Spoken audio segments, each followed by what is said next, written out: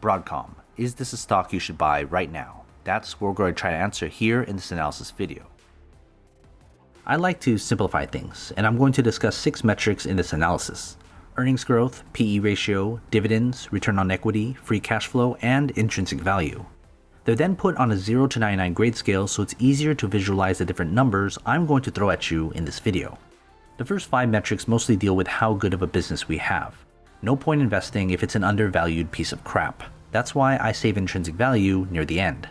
Earnings growth is by far the most important metric. A company that doesn't grow doesn't survive for long. Here's what the growth looks like and whether the company is in the process of expanding its business in the future. For PE ratio, most people look at it as a valuation metric. I don't base my intrinsic value on the PE ratio. The PE ratio to me is a measurement of hype. Too high and there's just too many eager eyes on the stock.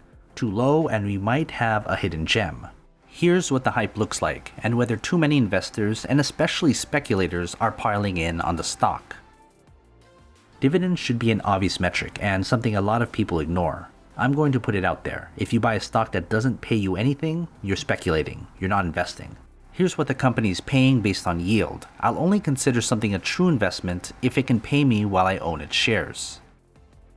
For return on equity, it tells me a lot about the management. It shows me how efficiently my investment dollars will be treated if I were to buy the stock. Here's how efficient management is when it comes to how they handle my investment, which is a good indicator of whether they can make good use of it to grow their business. Free cash flow is my way to quickly evaluate how dominant of a company we're dealing with. The more cash available, the better opportunities to buy up other companies, the better to research, and more money for marketing. Here's how dominant of a business we have based on the cash coming in, which is what I consider building upon the company's economic moat against competitors. Okay, as I said, these 5 metrics we just went over tell me what kind of business we're dealing with. And with that, here's what kind of business we're dealing with behind the stock, and whether the business is good enough to even continue to intrinsic value or move on entirely. But before we get our intrinsic value, consider joining my Patreon and get access to every grade from every company I've analyzed. It's updated all the time. Go to patreon.com/GrowthShares or click on the link in the description. As I said, we know what kind of business we have, but let's see what the price tells us in terms of attractiveness. Broadcom is worth $629 per share.